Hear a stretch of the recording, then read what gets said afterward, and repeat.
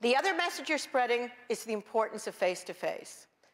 Yesterday, I interviewed the chairman of the Export-Import Bank, and one of their representatives is on an afternoon panel on money. And I asked him, if a small business is going to start exporting, what are the things, the basic things that they need to know? Where do they start? And this was an interview for my column. I said, what's the most basic thing they need to do? And he said, well, the first thing is they need a web presence. They need a web presence that is understandable to markets overseas. And the second thing he said is they need to get out there and meet people face to face. He doesn't work for British Airways. He works for the US government. And he was talking about what the basic things are for success in doing international business. Face-to-face will give you a chance to really get to know and understand both your customers and your partners. And you'll find that it's a lot easier to make a lasting deal over dinner rather than over the internet. So I know there are many of the successful entrepreneurs and the people who are on the panels that you're going to be listening to can share some of their experiences of really developing their businesses by going face-to-face. There we go. Now, you're all here because you had an idea. You had a big idea for your business. You put in the contest, and you have a great idea. And that's why you're here, and we're excited about that. And you believe in yourself and in that idea. But I want to let you know that we also believe in you. British Airways believes in you big time. That's why you're here as well. It was not only your idea, but our belief in you. I'm part of the panel that helped do some of the judging, and we're excited that you're here. So we want you to expand your vision, and as you see that, to see yourself as a global entrepreneur. That's part of the critical part of success, as I deal with entrepreneurs and have for over 20 years, is we always talk about that big thing, vision. When you do a business plan, the first thing you need is vision. And you cannot achieve anything without a vision of where you want to go. So part of your vision has to now be global vision. As you see yourself, I really want you to think about that definition. I want you to think about wearing a name tag that says, hi, I'm Rhonda, and I'm a global entrepreneur.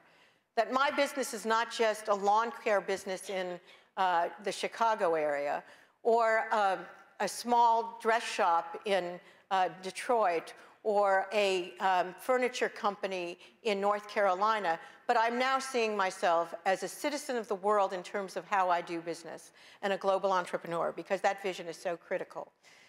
But as I also know, you need a business plan to make that vision a reality.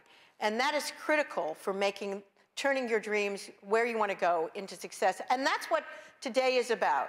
Today is beginning to work, if you haven't already, on your global vision business plan. So you'll have a chance today. You'll see that you'll be given workbooks. And in your workbooks, it not only tells you what the session is about and who's speaking and what's going on. And let me tell you, it's going to be a very hard time choosing between the tracks today.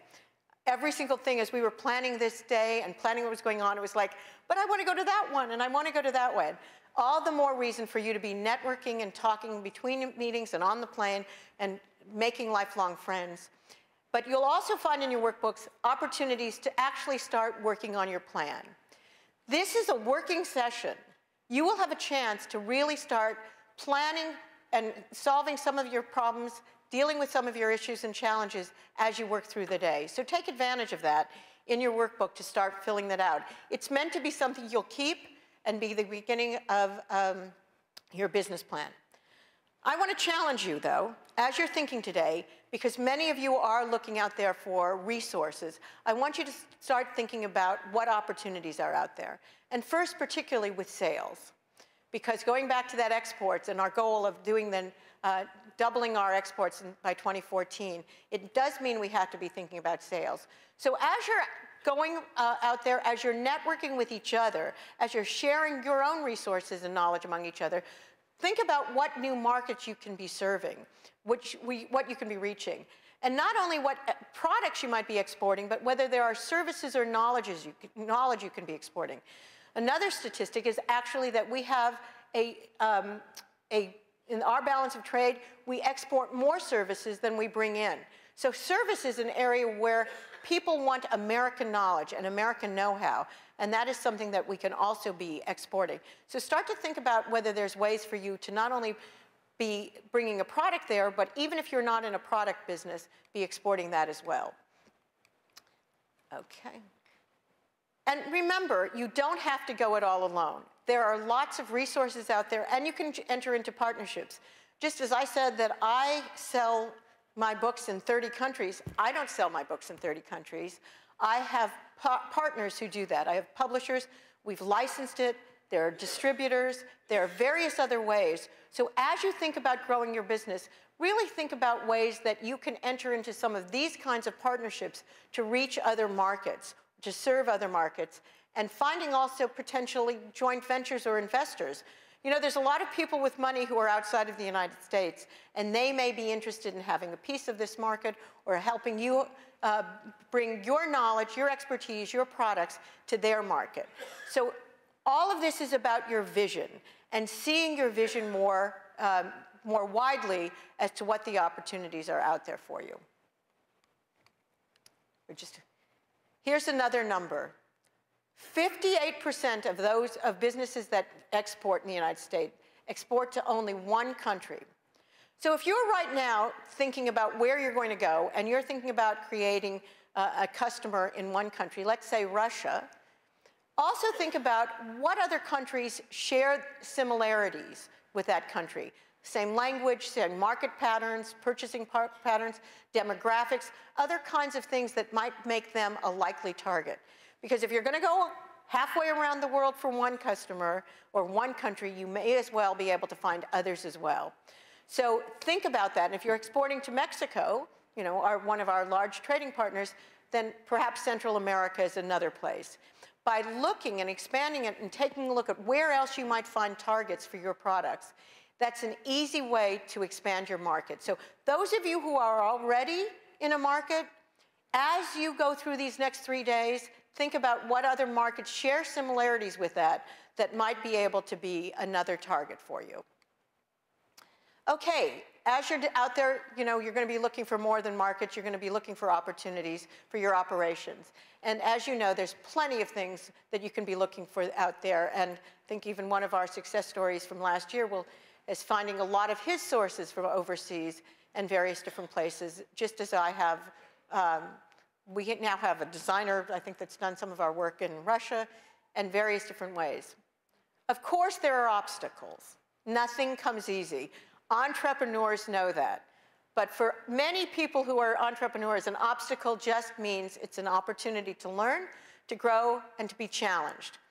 And for those who are real entrepreneurs, and remember, there's 2 words that I'm going to think of. You're a global entrepreneur. And the really strong word here, too, is entrepreneur. That's what's in you. And entrepreneurs look at obstacles and say, how can they overcome them? They aren't frustrated, they aren't defeated by them. So when you look at some of the obstacles for expansion overseas, obviously there are some real ones. There's language, there's not understanding the markets, there's not knowing who to meet with. But I've got to tell you, there are resources available to help you solve that. And many of those resources are here today. So really take advantage of it. So for instance, there are government agencies that can find you people to meet with in a country and set up meetings for you. They can do market research for you. They can help finance you. There are resources there, and work through that workbook, look at all of those people who are here, and make sure you find them. And if you're not at a session with them, see if you can collar them in the hallway. Can we advance the slide somehow? Here are some of the various kinds of agencies that are there to help you and make sure that that they can be of assistance to you. Believe me, it's really remarkable. And as I've gotten into this global entrepreneurship in a deep way and looking at it, I've realized that there's so many resources, including financing, including being able to make sure that you get paid by your customers from overseas. And here's the good news. There are companies, organizations in this country who will help finance people who are buying from you.